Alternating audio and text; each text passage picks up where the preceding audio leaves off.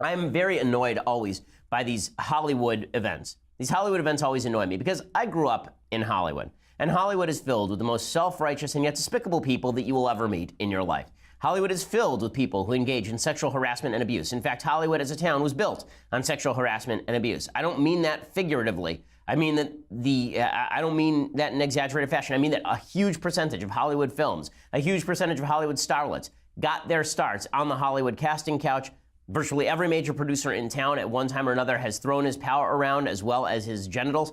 Okay, the idea that this is not the predominant mode of how casting is done in Hollywood and has been done for decades, I think is a bit of a stretch. The fact is Hollywood is pretty degenerate. It always has been on these matters, and there are a lot of women who are willing to engage with that, knowing the risks, knowing that they were going to come here and be sent to the casting couch. I've showed you in the past films that make open jokes about this. All About Eve. There's some open jokes about Marilyn Monroe using the casting couch. Okay, this is not something that is brand new from Hollywood. Well, Hollywood suddenly gets hit for it, and suddenly everyone's very surprised. And not only that, they're there to virtue signal. It's just great. They're there to come along and signal to you not only that they are wonderful leftists, but also that they are just shocked by and appalled by what's happened in Hollywood. They're here to joke about all of the terrible things they've done. As I said at the top of the show, it's like watching NFL executives joke about concussions or Penn State executives joke about pedophilia. You can't do this, okay? Hollywood has an entire event dedicated to patting itself on the back for how much it's standing up to the sexual harassment scandal that's happening in its own industry and to which many of the people who were testifying last night were party in the first place.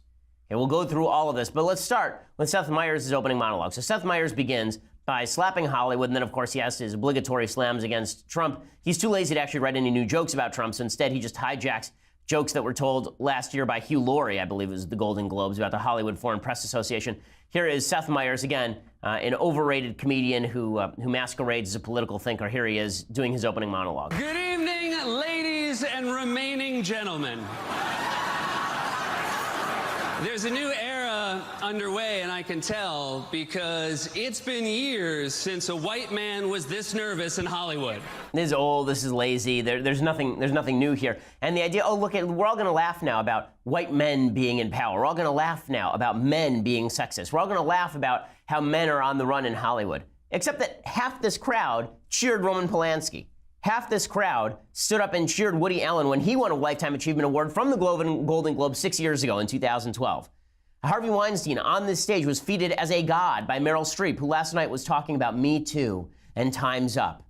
And it's not just Seth Meyers. Obviously, Deborah Messing arrived and decided that it was time to slam E! Channel for the so-called pay gap, right? The implication being that E! Doesn't pay its female hosts enough. Deborah Messing, the multimillionaire, who's a terrible actress, by the way, and blocked me on Twitter, not because I just called her a terrible actress, but long ago, she blocked me because I guess and said that she would cancel her subscription to the New York Times after the New York Times did a profile of me that did not rip me as a racist, because I'm not. Deborah Messing decides that now's a good time to virtue signal about the pay gap. She wasn't the only one, by the way. What's the name of the lady?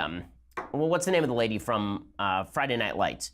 Connie Britton. Right, so Connie Britton shows up last night wearing a shirt that says something like poverty is sexist. It said poverty is sexist. The shirt cost $380. Not a joke, $380. And after she spilled champagne on it, then it was worth $700. So well done, Connie Britton. Poverty is sexist, but she's not the only hypocrite. Here's Deborah Messing, a very, very wealthy woman, for being a garbage actress on a show that was really about the gay guy and about the shrill, high-pitched woman, and not about her at all. Here is Deborah Messing talking about the pay gap at E! You know, I was so shocked to hear that E! doesn't believe in paying their female co-hosts the same as their male co-hosts. I mean, I miss Kat Sadler, and so we stand with her, and that's something that can change tomorrow. So much heroism, so much strength, so much Normandy-like bravery. My God. Standing on the red carpet, wearing probably a gown worth probably several $1,000s, talking about the pay gap that obviously is just brutal for women at E!, whose entire job consists of standing alongside men at E!, both of whom talk about celebrities all day. Okay, let's be real about this. Women in the entertainment industry, in the talent side of the entertainment industry, are not getting destroyed by sexism.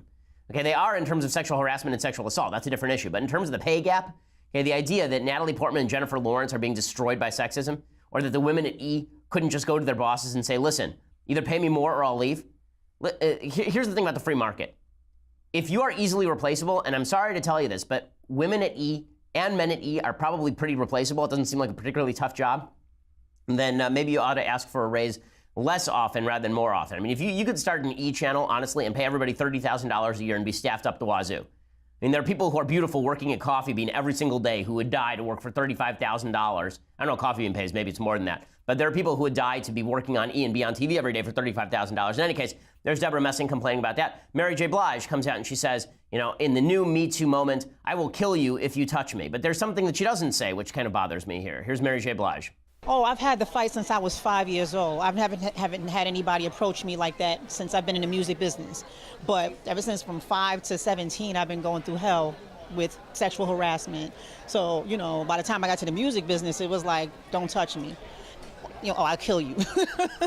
Okay, so first of all, that's great that she had that attitude. It's horrible what happened to her as a child. I would like to hear her name the names of the guys who tried to touch her in the music industry. Right, this is the one thing that was so shocking about last night. You watch all of this, and what you see over and over and over is that nobody's willing to name any names. Right? They're just willing to talk about broad problems, broad American sexism, broad sexual harassment, but no one's willing to name any names, which means all these guys get away with it. And half of them are in the room. Right? Half of them are in the room.